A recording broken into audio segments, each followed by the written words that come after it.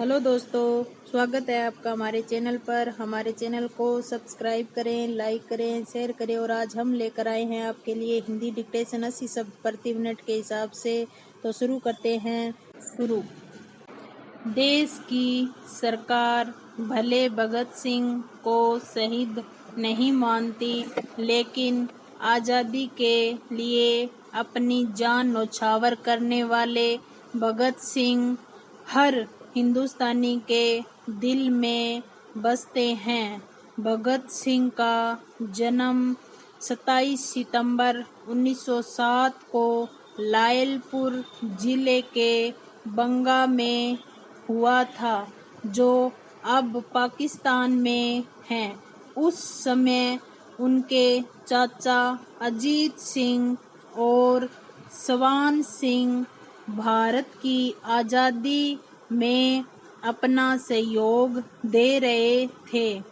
ये दोनों करतार सिंह सराभा द्वारा संचालित गदर पार्टी के सदस्य थे। भगत सिंह पर इन दोनों का गहरा प्रभाव पड़ा था, इसलिए ये बचपन से अंग्रेजों से घृणा करने लगे थे। भगत सिंह करतार सिंह सराभा और लाला लाजपत राय से अत्यधिक प्रभावित थे। 13 अप्रैल 1919 को जालियांवाला बाग हत्याकांड ने भगत सिंह के बाल मन पर बड़ा गहरा प्रभाव डाला। लाहौर ने नेशनल कॉलेज की पढ़ाई छोड़कर भगत सिंह ने 1920 में भगत सिंह महात्मा गांधी द्वारा चलाए जा रहे अहिंसा आंदोलन में भाग लेने लगे, जिसमें गांधी जी विदेशी सामानों का बहिष्कार कर रहे थे। 14 वर्ष की आयु में भगत सिंह ने सरकारी स्कूलों की पुस्तकें और कपड़े जला दिए। इसके बाद इनके पोस्टर गांव में छपने लगे। भगत सिंह पहले महात्मा गांधी द्वारा चलाए जा रहे आंदोलन और भारतीय नेशनल कॉन्फ्रेंस के सदस्य थे। 1921 में जब चोरी हत्याकांड के बाद गांधी जी ने किसानों का साथ नहीं दिया, तो भगत सिंह पर उसका गहरा प्रभाव पड़ा। उसके बाद चंद्रशेखर आजाद के नेतृत्व में गठित हुई गदर दल के अहिंसा बन गए। उन्होंने चंद्रशेखर आजाद के साथ मिलकर अंग्रेजों के खिलाफ आंदोलन शुरू कर दिया। 9 अगस्त 1925 को शाहजहांपुर से लखनऊ के लिए चली 8 नंबर टाउन पैसेंजर से काकोरी नामक छोटे से स्टेशन पर सरकारी खजाने को लूट लिया गया। यह घटना काकोरी कांड नाम से इतिहास में प्रसिद्ध है। इस घटना को अंजाम भगत सिंह, राम प्रसाद बिस्मिल, चंद्रशेखर आजाद और प्रमुख क्रांतिकारियों ने साथ मिलकर अंजाम दिया था। काकोरी कांड के साथ अंग्रेजों ने हिंदुस्तान रिपब्लिक एसोसिएशन के क्रांतिकारियों की धरपकड़ तेज कर दी और जगह जगह अपने एजेंट बहाल कर दिए। भगत सिंह और सुखदेव लाहौर पहुंच गए। वहां उनके चाचा सरदार किशन सिंह ने एक खटाल खोल दिया और कहा कि अब यहीं रहो और दूध का कारोबार करो। प्याज के निर्यात पर प्रतिबंध के फैसले के बाद यह उम्मीद की जा रही है कि उसके बढ़ते दामों पर लगाम लगेगी, लेकिन यह रातों रात नहीं हो सकता। प्याज के निर्यात पर तत्काल प्रभाव से पाबंदी का निर्णय इसलिए लेना पड़ा क्योंकि घरेलू बाजार में उसकी उपलब्धता बढ़ाने के लिए उठाए गए कदम प्रभावी नहीं साबित हो रहे थे। सच तो यह है कि प्याज की कीमत बढ़ती ही जा रही है। कहीं कहीं तो उसके दाम 70-80 रुपए प्रति किलो तक पहुंच गए थे।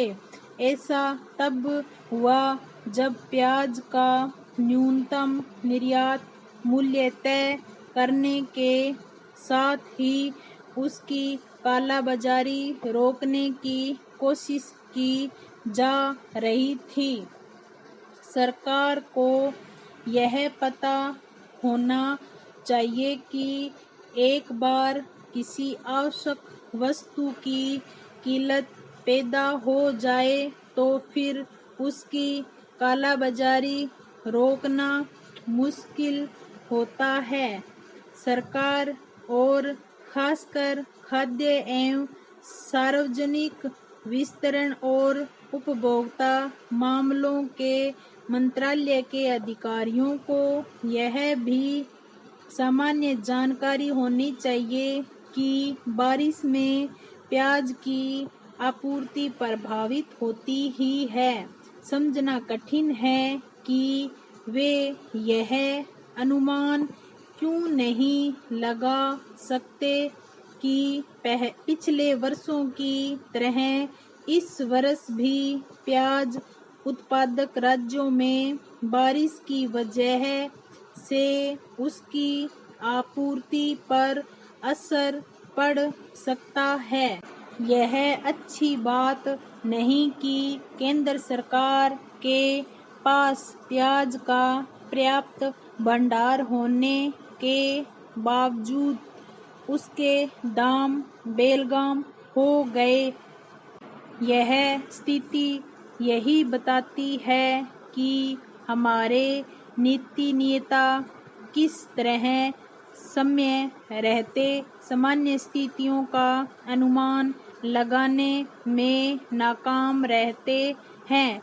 इस नाकामी का कोई उपचार खोजा नहीं जाना चाहिए, क्योंकि यह पहली बार नहीं है जब प्याज के बड़े दाम सरकार के लिए सिरदर्द साबित हुई हो। हाल के समय में एक नहीं अनेक बार यह देखने को मिला है कि प्याज अथवा अन्य किसी आवश्यक उपभोक्ता सामग्री की किल्लत के कारण सरकार को परेशानी उठाने के साथ ही अपयश का भी सामना करना पड़ा।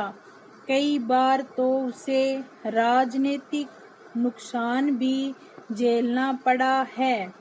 यह आश्चर्यजनक है कि आवश्यक वस्तुओं की किल्लत से उपजी विपरीत परिस्थितियों से कई बार दो चार होने के बावजूद सार्वजनिक वितरण प्रणाली से जुड़े नौकरशाह ऐसे उपाय नहीं कर पाए हैं जिससे वही कारण बार बार समस्या न बनने पाए तो जो पहले भी बनते रहे हैं।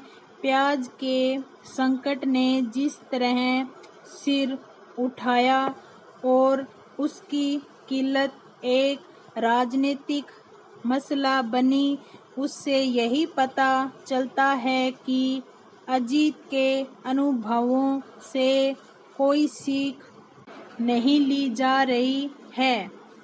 यदि प्याज की आपूर्ति के मामले में संभावित स्थितियों का वक्त रहने अनुमान लगाकर आवश्यक उपाय कर लिए गए होते तो शायद उनके निर्यात पर रोक लगाने की जरूरत नहीं पड़ती और इतनी हाय तौबा भी नहीं मचती। पाई स्टॉप।